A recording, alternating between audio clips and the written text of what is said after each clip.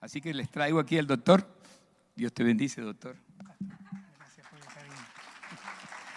Bien. Buenos días. Si hay algo lindo en la familia de Dios es el cariño, el amor, el afecto, ¿no? Y bueno, yo me siento querido aquí en esta casa. Por esas cosas de la vida y de Dios, realmente nos cruzamos con el pastor y ahí hemos, ya hace un par de añitos, caminando juntos, apoyándonos, orando. A veces cuando hay situaciones complejas, qué bueno es contar con gente que nos apoye, ¿cierto? Y así ha sido con el pastor y con esta casa. Creo que esta es la segunda vez que estamos y de verdad que siempre se disfruta compartir entre ustedes. Esta vez no solo me acompaña mi esposa, sino me acompaña la nena. Ahí está con mi esposa. Amor, ¿puedes levantar la manito a ver si te saluden, Caterine? Ahorita en la adoración, cuando cantábamos escogerte una y otra vez, sabes que nuestra comunión con Dios es así como el matrimonio. Escoger a la misma persona una y otra vez. Amor, yo te escojo y tú me escoges. Todos los días. Bien, bueno, quiero hoy compartirles una palabra que sé que estaba en el corazón de Dios cuando estábamos preparando este viaje. Le escribo al pastor y él me pregunta, bueno, ¿tienes alguna enseñanza, algo que quieras compartir? Y el Señor inquietó mi corazón y me dijo, quiero darte un mensaje específico. Bien, si bien hay expectativas cuando de pronto se anuncia, ¿no? Es una persona que es médico en su profesión y eso hacemos. Con mi esposa pastoreamos con otros hermanos una congregación en Barranquilla, Familias en Plenitud, que les mandan también un cariño. Pero también acompañamos a personas en procesos de sanidad. Tenemos un lugar en donde personas vienen a vivir sus procesos de tratamiento médico, fortaleciendo su salud mental, trabajando mucho con el tema de conductas adictivas, uso de sustancias. Y bueno, eso da mucha expectativa a veces para hablar de pronto de temas médicos. Y voy a hablar en algunos puntos desde esa perspectiva, pero estoy convencido que el Señor te trajo a este lugar para decirte algo especial, específicamente a tu corazón en esta mañana. Estoy convencido que esto que quiero hoy compartirte, el Señor lo ha preparado para fortalecerte, para animarte, para traer luz, para traer consejo por estos días. Amén. Bueno, si mis amigos de Videobeam me ayudan, pueden poner ahí ya la presentación y vamos a orar. Cierra tus ojos y le pedimos al Señor que nos siga hablando ahora a través de su palabra y que nos permita oírle y que su voz haga en nosotros lo que Él se ha propuesto hacer. Padre, te damos gracias porque eres bueno. Gracias, Señor, porque cada día que nos despertamos es un día que nos regalas para vivir, para ser amados por ti, Señor, para ser acompañados por ti, para ser fortalecidos, Señor, para hacer tu voluntad en esta tierra. Queremos disfrutarte, queremos ser instrumento en tus manos, Señor, queremos oír tu voz en esta mañana. Señor, háblanos y que mientras te escuchamos, tu voz haga, Señor, lo que necesitas hacer en cada corazón, en cada vida, Señor, en esta mañana. Espíritu de Dios, tienes total libertad. Ministranos, Señor, en el nombre de Jesús presentamos esta oración con humildad, pero también con fe, Señor. Amén y amén. Bien, esta enseñanza o esta palabra tiene por título Fe, Esperanza y Gozo. Y cuando hablaba con el Señor, ¿por qué tocar de este tema? El Señor ponía en mi corazón algo que es cierto. Y, por ejemplo, este tema del terremoto en Colombia nos los recuerda. Y es el tema de la fragilidad humana, el tema de los conflictos que a veces atravesamos en nuestro mundo, en nuestras sociedades, los momentos de angustia, los momentos de dificultad, que a veces el camino se pone difícil.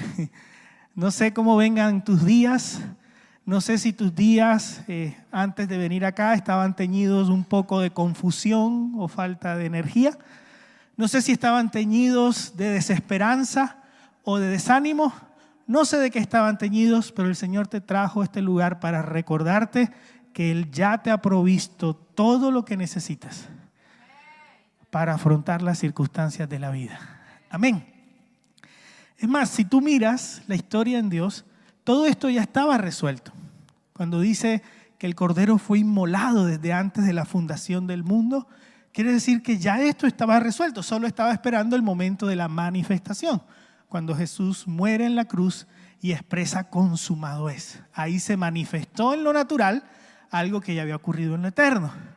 Pero cuando Él expresa consumado es, también pasa algo similar. Pasa que todas las cosas se son sujetas a Él, le dice Pablo, todo le ha sido sujeto. Pero Pablo también dice, aún no vemos que todo le sea sujeto. Como que hay esa tensión entre lo que ya está hecho y la manifestación de eso.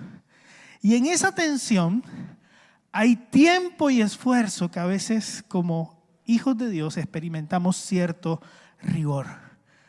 Mientras esperamos esa manifestación de asuntos eternos o de asuntos específicos, cuando estás orando por un tema de salud, cuando estás orando por un tema económico, cuando estás pidiéndole al Señor respuesta para una situación de matrimonio con alguno de tus hijos, a veces se siente ese rigor. Pero vuelvo a recordarte, Cristo habita en tu corazón y ya Él te ha dado todo lo que necesitas. Amén.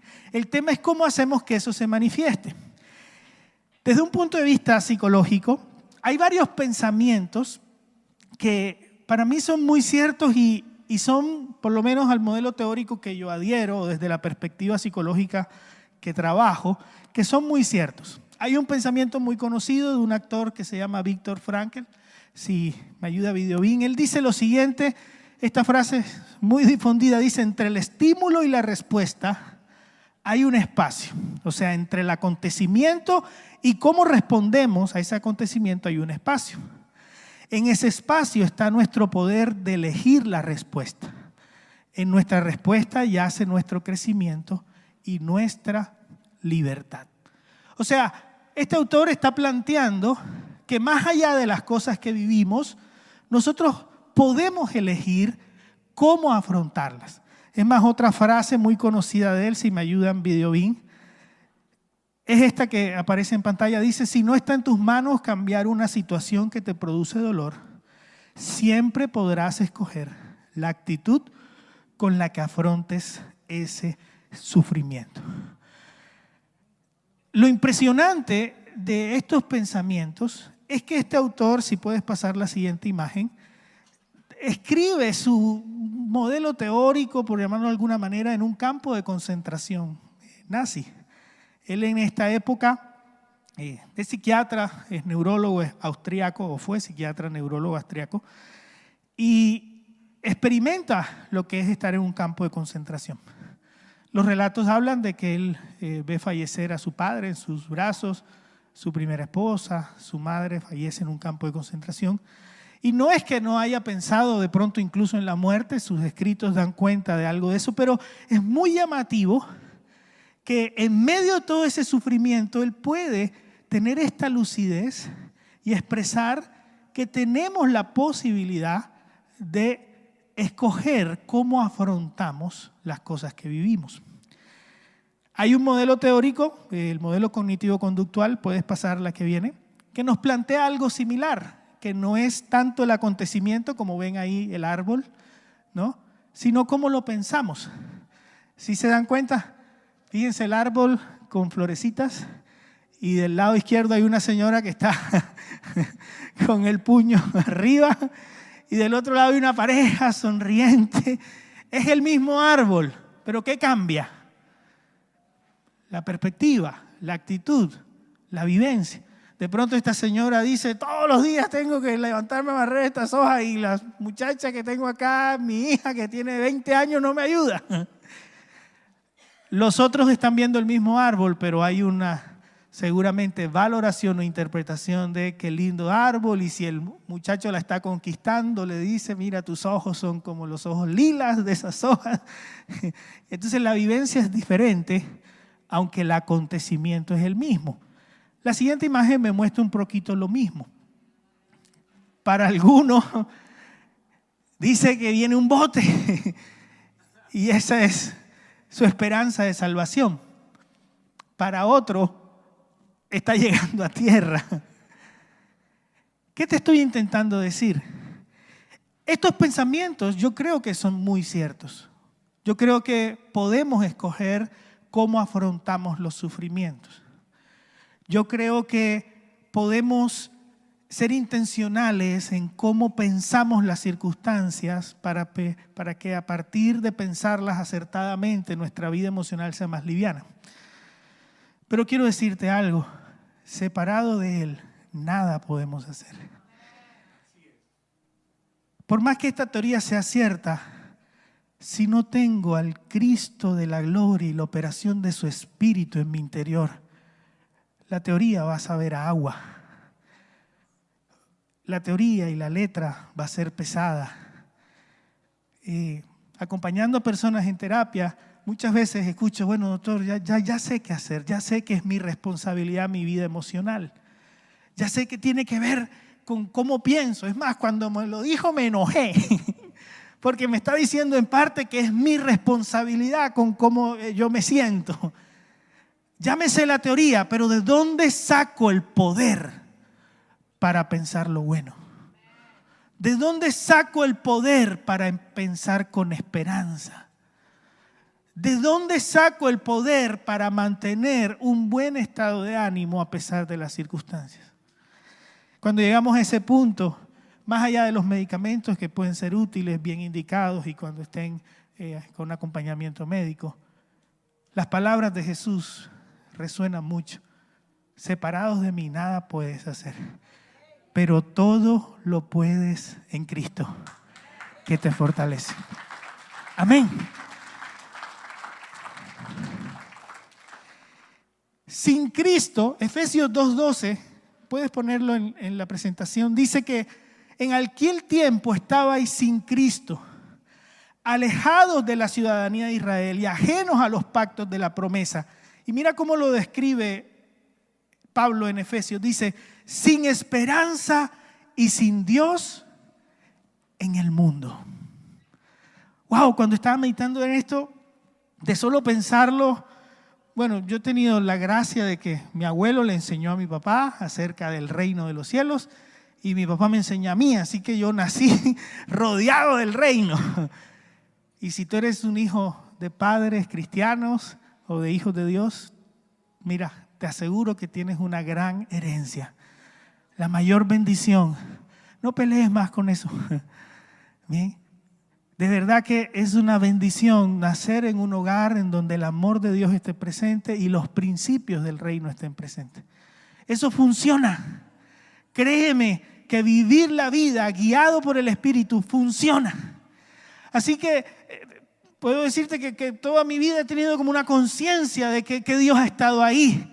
Así que al leer este texto y pensar, caray, ¿cómo sería mi vida sin Dios y sin esperanza en el mundo? En ese momento como que se me estremeció todo. ¿Bien? Y es lo que ahorita te decía, la teoría es cierta. Podemos escoger cómo afrontamos los acontecimientos. Podemos ser intencionales en pensar lo bueno de las circunstancias para que nuestra vida emocional sea más liviana. Pero si no contamos con el poder de Cristo, separados de Él, nada podremos hacer. Amén. En ese sentido, por eso esta enseñanza le he puesto por título Fe, Esperanza y Gozo. Jesús dijo en Mateo 4:4, escrito está, no solo de pan vivirá el hombre, sino de toda palabra que sale de la boca de Dios. Qué poderosa expresión. ¿Conoces un poquito el contexto? Jesús está en el desierto, tiene hambre. ¿Alguien ha tenido filo alguna vez? Que duele la panza. Entonces el enemigo le dice y le hace una propuesta ahí, mira, convierte las piedras en pan, en fin, tal. Pero Jesús, para dejarnos esta poderosa verdad, Él expresa esto, que no solo vivimos de pan, no solo nos fortalecemos del alimento físico, sino que es toda palabra que sale de la boca de Dios la que nos vivifica. Amén. Amado, y mi intención en esta mañana, y mejor aún la intención del Padre, es que tú salgas de este lugar deseosos de oír su voz todos los días de tu vida, porque mientras tú oyes su voz, algo ocurre en tu interior. Porque no solo de pan vive el hombre, sino de toda palabra que sale de la boca de Dios. Tu Dios tiene boca y habla. Tu voz tiene ojos y ve. Amén. Amados, tú no viniste a una esperanza hueca y vacía. No sé qué circunstancia estés atravesando, pero sí es una circunstancia difícil que te ha tenido desorientado, confundido, falto de energía, si has tenido sensación de desesperanza o de desánimo y has estado orando, vengo a recordarte en esta mañana que tu Dios tiene oídos y oye. Vengo a recordarte en esta mañana que Él hará justicia a sus escogidos que claman a Él de día y de noche. Vengo a recordarte esta mañana que la Escritura dice que tus oraciones son puestas en una copa en el cielo y cuando esa copa es rebosada se desatan los juicios de Dios, que son sus intervenciones divinas. Sigue orando, sigue clamando, sigue creyendo, porque un día el Dios invisible se hará claramente visible en tu vida.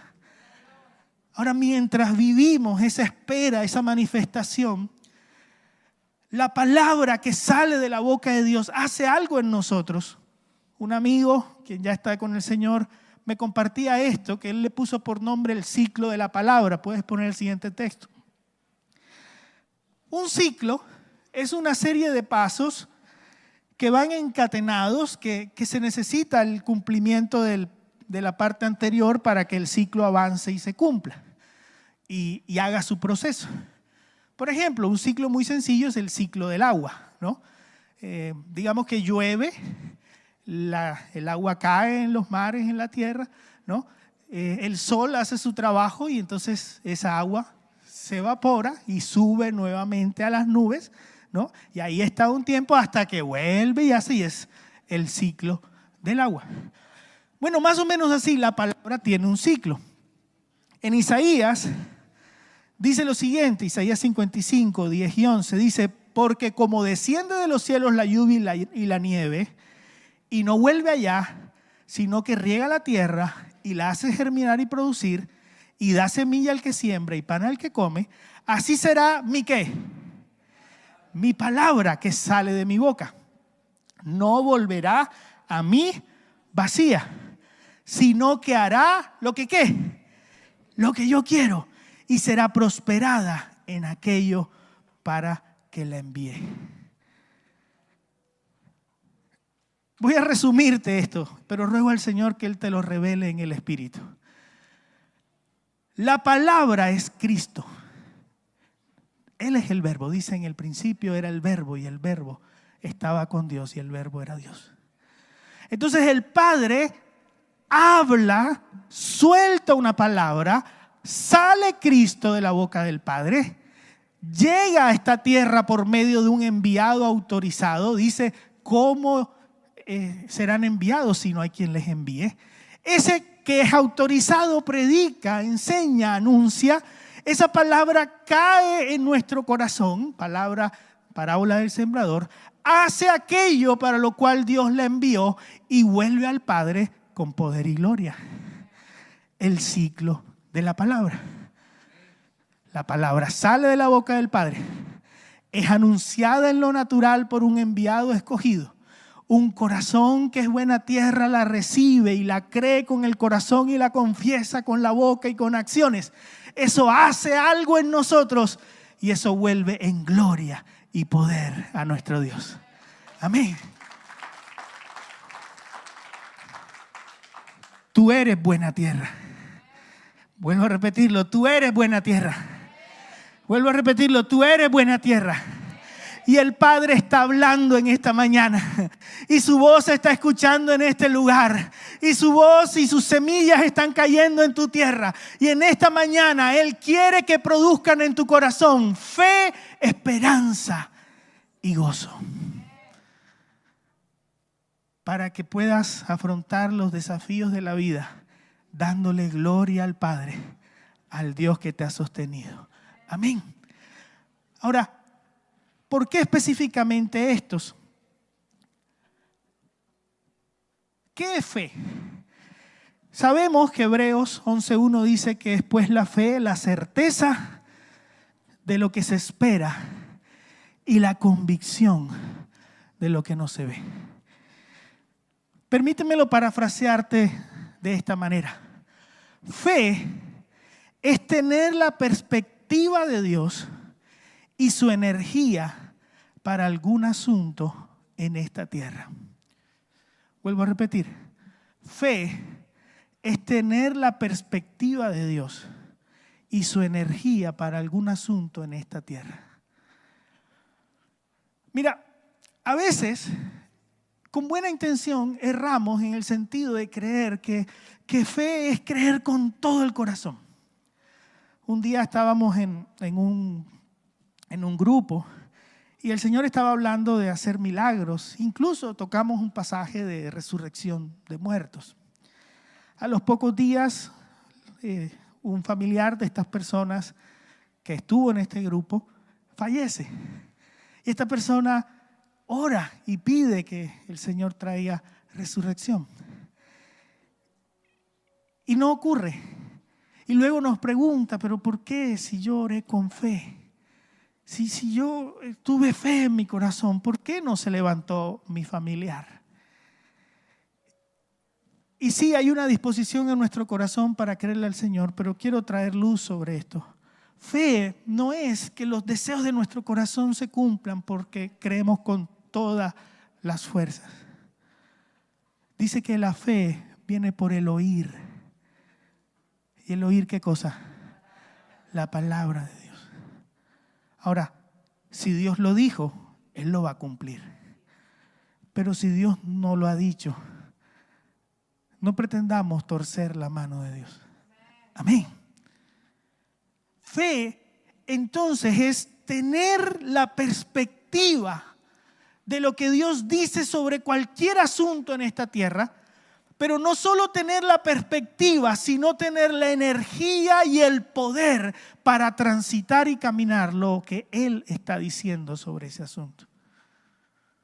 Por eso es tan importante esta operación en nuestro mundo interno. Por eso el Señor en esta mañana, que está haciendo el ciclo de la palabra aquí con nosotros, quiere que en nuestro corazón nazca fe, para que esa fe nos energice y nos dé el poder para caminar lo que sea su santa, perfecta, agradable y buena voluntad. Amén. Hay un texto muy conocido, lo voy a leer en una versión más sencilla, puedes pasar la que viene, Romanos 10:17. Dice, así pues, la fe nace al oír el mensaje. ¿Y el mensaje viene de qué? De la palabra de Cristo. ¿Cuántos quieren crecer en fe? ¿Cuántos quieren sentir que confían cada vez más en Dios? ¿Cuántos quieren sentir que tienen la energía para hacer su voluntad en esta tierra? ¿Cuántos quieren eso? Busca oír más la voz de Dios. Porque la fe viene ¿por qué? Por el oír. Y cuando oigo, eso que oigo genera en mí fe. Y puedo crecer y puedo hacer lo que Él me ha mandado. Mira cómo lo dice Santiago 2:22. Dice, hablando de Abraham, ¿ves pues cómo la fe le daba fuerza a qué? A sus obras. Y cómo las obras hicieron perfecta su fe. Entonces la fe nace al oír la voz de Dios. Pero esa fe nos energiza y nos fortalece para hacer su voluntad en esta tierra. Hebreos 11 está lleno de expresiones que nos muestran eso. Por razones de tiempo no lo puedo leer todo, pero hay algunos ejemplos. Dice que Abel por la fe ofreció a Dios un sacrificio más excelente. Por la fe Noé preparó el arca para salvar a su familia. Por la fe Abraham obedeció saliendo sin saber a dónde iba. Por la fe Moisés dejó Egipto sin temer la ira del rey. Fe y acciones. Fe y el poder para actuar en esta tierra. Ahí tú pudieras decir, por la fe, no sé cómo te llames, Pepito, Pepita, perdonó a su esposo, perdonó a su esposa y Dios restauró su matrimonio. Por la fe, esos padres acompañaron a ese hijo con conflictos hasta ver la sanidad del padre obrando en su corazón. Por la fe, esa pareja emprendió una obra para llevar la palabra sin un peso en el bolsillo y Dios los sostuvo.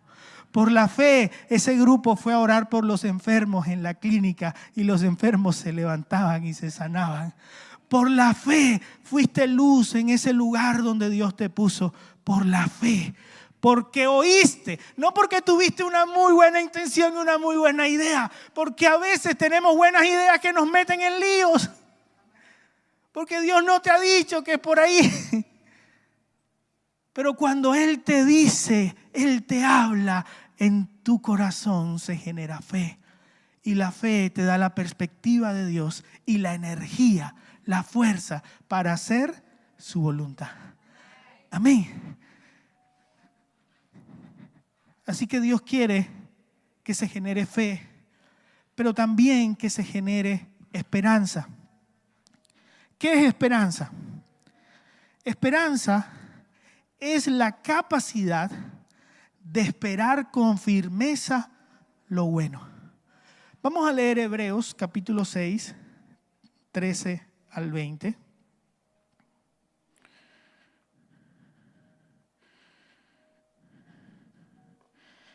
Hebreos capítulo 6, en la versión NTV.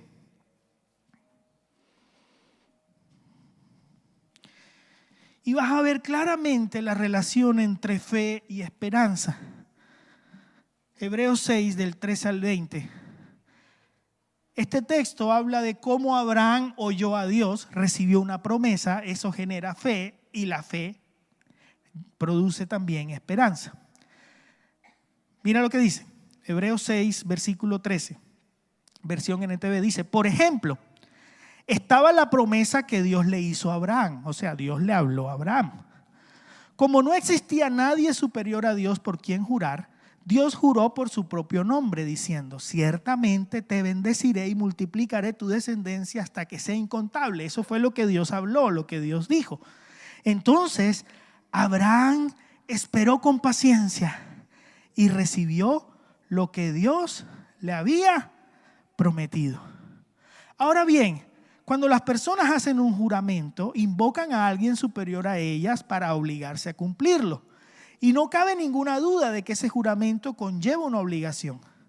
Dios también se comprometió mediante un juramento para que los que recibieran la promesa pudieran estar totalmente seguros de que Él jamás cambiaría de parecer. Así que Dios ha hecho ambas cosas, la promesa y el juramento. Estas dos cosas no pueden cambiar porque es imposible que Dios mienta. Por lo tanto, los que hemos acudido a Él en busca de refugio, podemos estar bien confiados, aferrándonos ¿a qué? A la esperanza que está delante de nosotros. Esta esperanza es un ancla firme y confiable para el alma. Nos conduce a través de la cortina al santuario interior de Dios. Jesús ya entró allí por nosotros. Él ha llegado a ser nuestro eterno sumo sacerdote según el orden de Melquisedec. Mira qué poderoso. Abraham oye la promesa de Dios. El oír la promesa de Dios genera fe, porque la fe viene ¿por qué? Por el oír.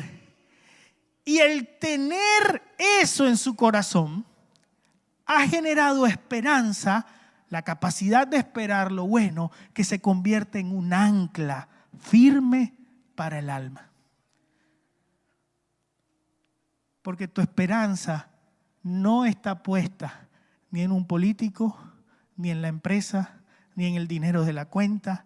No está puesta en un hombre o en un medicamento. Tu esperanza está puesta en el Dios Todopoderoso, que es imposible que mienta, que lo que Él dijo lo va a hacer. Amén. La esperanza se convierte en un ancla. La esperanza nos permite en momentos de dificultad mantenernos aferrados a lo que Dios ha dicho, a pesar de que las tormentas peguen fuerte. Jesús un día habló de la parábola del hombre que edifica sobre la casa, sobre la arena y sobre la roca. Dice que si tomas mis palabras y las crees y las aplicas, te consideraré un hombre sabio que construyó su casa sobre la roca. Cuando vengan vientos, la casa no se va a caer. Pero si construyes tu casa sobre la arena, o sea, si tomas mis palabras, pero no las crees, no las tienes en cuenta, te consideraré un hombre necio que construye sobre la arena y cuando vienen las tormentas su casa se cae. Preguntan, ¿dónde está puesta tu esperanza? Porque si tu esperanza está puesta en el dinero, tendrás la estabilidad que el dinero puede dar. El día en que el dinero no esté, se va a derribar la casa. Si tu esperanza está puesta en un hombre, el día que ese hombre no esté, se va a derribar la casa. Pero si tu esperanza está puesta en la roca firme, si tu esperanza está puesta en las promesas que Él ya te ha dado para tu vida, si tu esperanza está puesta en su amor y su poder por ti, aunque vengan las tormentas, esa esperanza será como un ancla firme que te mantendrá hasta pasar al otro lado. Amén. Así que Dios te está diciendo en esta mañana, tranquilo, tú estás esperando en mí. Y el que espera en mí nunca es defraudado. Amén. Romanos 15:13 dice acerca de la esperanza.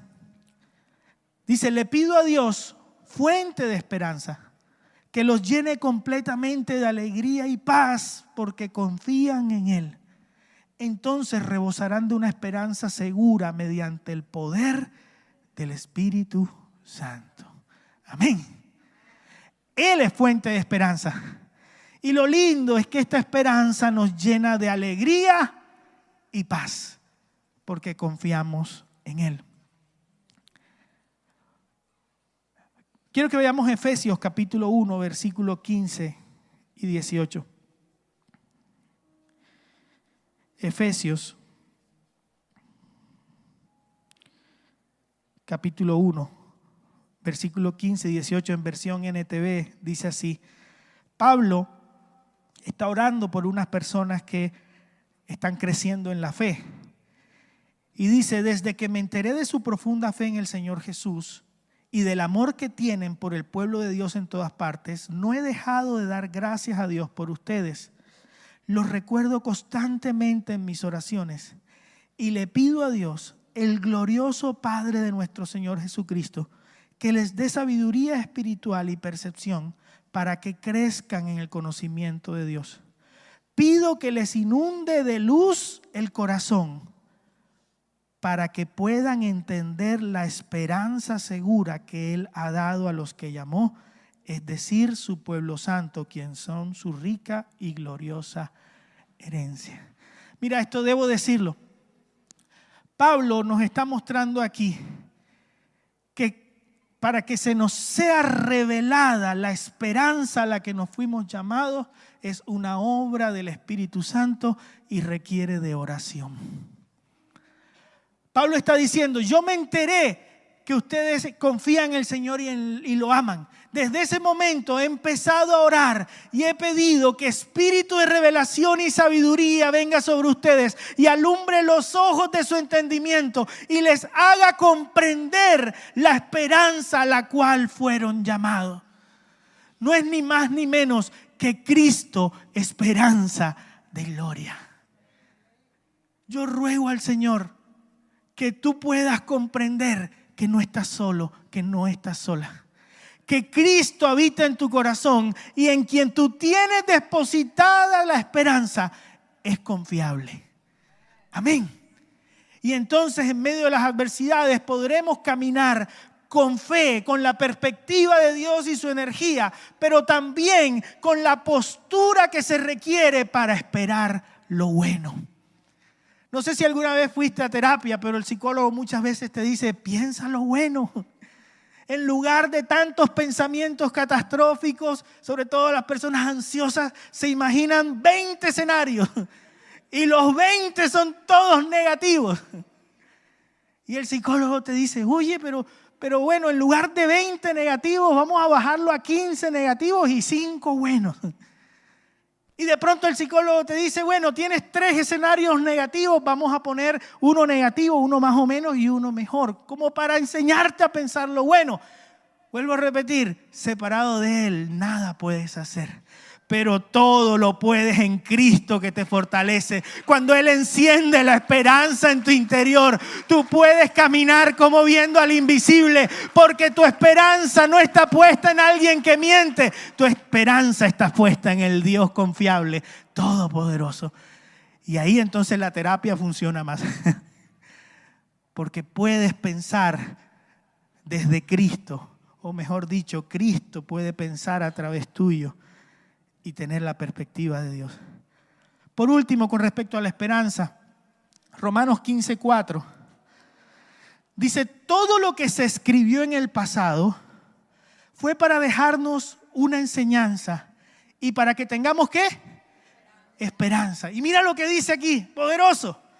La esperanza viene por la paciencia y el ánimo que nos dan las Escrituras. Amén. ¿Quieres crecer en esperanza? Lee la Biblia, mi amado hermano. Un capitulito diario.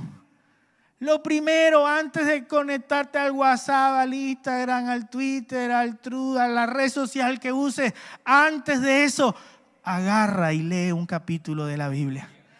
Amén. Dice, tú guardarás en completa paz aquel cuyo pensamiento en ti persevera. Amén. ¿Quieres crecer en esperanza? Lee la Escritura. Para cerrar estos últimos 4 minutos, gozo. ¿Qué es gozo? Es la capacidad de mantener un ánimo apacible en la adversidad. Salmos 16:11 dice, me mostrarás la senda de la vida en tu presencia. ¿Dónde? En tu presencia. ¿Dónde? En tu presencia hay plenitud de gozo, delicias a tu diestra para siempre. Amados, entender nuevo pacto es entender que no es que entramos y salimos de la presencia de Dios. No es que solo la presencia de Dios la experimentamos aquí en la congregación. Y claro que aquí está la presencia de Dios. Pero no es que entramos y salimos. Pablo dice que en Él nos movemos, existimos y somos. La Escritura dice que fuimos trasladados de muerte a vida, que fuimos llevados del reino de la tiniebla al reino de la luz. ¿Qué te estoy intentando decir? Que 24/7 permanecemos en su presencia. Claro, hay momentos en que somos más conscientes y de pronto sentimos un calorcito, o lloramos, o de pronto, sí, de verdad que estuvo poderoso el tiempo de ministración. Claro que ahí estaba la presencia de Dios, pero Dios está contigo y tú estás en Él cuando vas en el auto al trabajo. Dios está contigo y tú estás en Él cuando estás en la empresa, cuando estás en la universidad.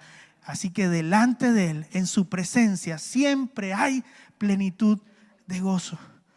Pero ¿qué más podemos decir del gozo? Mateo 25:23 dice, su Señor le dijo, hablando Jesús, bien buen siervo y fiel, sobre poco has sido fiel, sobre mucho te pondré, entra en el gozo de tu Señor.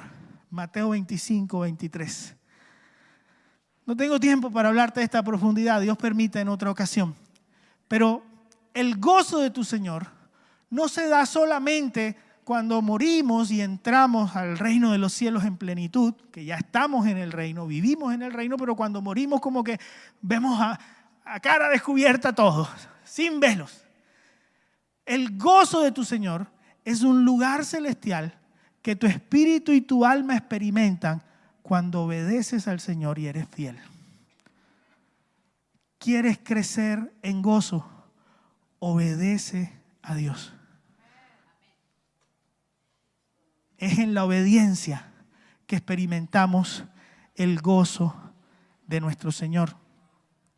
Nehemías 8:10 dice: luego les dijo: id, comed grosuras y bebed vino dulce, y enviad porciones a los que no tienen nada preparado, porque día santo es a nuestro Señor. No os entristezcáis, porque el gozo de Jehová es vuestra fuerza. El gozo del Señor es nuestra fuerza. Hebreos 12:2, la que viene, dice: puesto los ojos en Jesús, el autor y consumador de la fe, quien por el gozo puesto delante de él soportó la cruz, menospreciando la vergüenza, y se ha sentado a la diestra del trono de Dios. ¿Qué te estoy intentando decir? Cuando tú obedeces al Señor, el gozo del Señor es tu fortaleza. ¿Y sabes qué hace el gozo? Cuando el gozo está puesto delante, podemos soportar la cruz. ¿Cómo así, pastor? Cuando Jesús vio que por su muerte y su resurrección, tú y yo llegábamos a ser hijos de Dios, la creación iba a ser redimida, todo venía a darle gloria al Padre. Por ese gozo puesto delante, Él soporta la cruz. Y Él dice: porque María, Pedro, Juan un día va a ser hijo de Dios, y por eso no me bajo de esta cruz, por decirlo de alguna manera. Eso es como la mamá que quiere dormir, pero el bebé está llorando y le está pidiendo de comer. Por el gozo de que su hijo sea bien nutrido y crezca sano, soporta la cruz de la lactancia. ¿Qué te estoy intentando decir? Que el gozo del Señor va a ser la fuerza, el ánimo para que cuando atravieses una adversidad te mantengas firme haciendo la voluntad del Padre. Y leo el último versículo para terminar y orar. En Filipenses 4 hay uno de los grandes misterios espirituales, pero también psicológicos revelados. Pablo está en una cárcel. Y unos hermanos se acuerdan de él, o es una manera de decir, no podían enviarle una ofrenda y se la envían. Y Pablo les dice: gracias por la ofrenda. Y les dice algo, les dice: pero ¿saben qué? Yo he aprendido a contentarme sea cual sea mi situación. He aprendido a estar en abundancia o en escasez. He aprendido a estar en salud o en enfermedad. He estado a aprender en prisiones o en libertad. ¿Y sabes por qué aprendió a contentarse? Después lo dice: porque todo lo puedo en Cristo que me fortalece. El gran misterio del bienestar que la psicología está intentando comprender. ¿Cómo hacemos para contentarnos sea cual sea nuestra situación? ¿Cómo hacemos para disfrutar si tenemos un banquete o si tenemos una porción sencilla de comida? ¿Cómo hacemos para estar bien en una temporada de abundancia económica o cuando estemos un poquito apretados? ¿Cómo hacemos cuando la enfermedad toque a la puerta o alguien fallezca? ¿Cómo hacemos? He aprendido a contentarme porque todo lo puedo en Cristo que me fortalece, porque su palabra, ese ciclo lo cumple y produce en mí fe, esperanza y gozo. Y entonces ahí puedo escoger frente a cualquier circunstancia, la actitud para enfrentarla con fortaleza. Amén. Amado, he intentado ser fiel a lo que el Señor ha querido transmitirte, pero entiendo que hay cosas que solo se van a resolver por la obra del Espíritu directo contigo. Así que cierra tus ojos, vamos a orar. Si tú reconoces que en esta mañana hubo algo de desesperanza antes de pasar esas puertas, o hubo algo de desánimo, o hubo algo de cansancio, el Señor te trajo en esta mañana para que escuches su voz y su voz opere en tu corazón y haga lo que necesitas para ser fortalecido. Padre, aquí estamos, Señor. Somos tus hijos, privilegiados porque tú nos has escogido, Señor.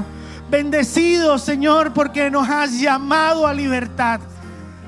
Señor, de verdad que somos bendecidos porque has abierto nuestros ojos, Señor, y podemos verte. Y no estamos en este mundo sin ti, sin esperanza. Estamos en este mundo parados sobre la roca, conscientes de quién es nuestro Dios, quién está con nosotros, quién nos ama, quién nos ayuda y quién nos fortalece. Señor, aquí estamos, Padre bueno. Que tu palabra haga lo que quieres, Señor, que haga en nuestro corazón. Señor, y si alguno de mis hermanos, Señor, está atravesando alguna dificultad y en esta semana ha experimentado desánimo, ha experimentado falta de energía, de perspectiva o desesperanza, Señor, que tú, Señor, su espíritu y su alma, Señor, lo vivifiques. Que tú, Señor, le puedas traer luz a sus ojos del entendimiento y puedan comprender la esperanza gloriosa a la cual han sido llamados. A Cristo, esperanza de gloria. Señor, que los desafíos que tenemos por delante podamos afrontarlos, Señor, con tu ayuda, con tu poder. Que si necesitamos, Señor, en algún momento de algún hermano, de alguna palabra de aliento, de alguna intervención médica, nuestra fe no está puesta en el hermano ni en el medicamento, está puesta en ti, Señor, el autor y consumador de la fe, nuestro Dios todopoderoso. Señor, tus palabras fueron sembradas, tus semillas, Señor, han sido puestas en cada corazón. Señor, que vuelvan a ti con poder y gloria. En el nombre de Jesús. Amén y amén.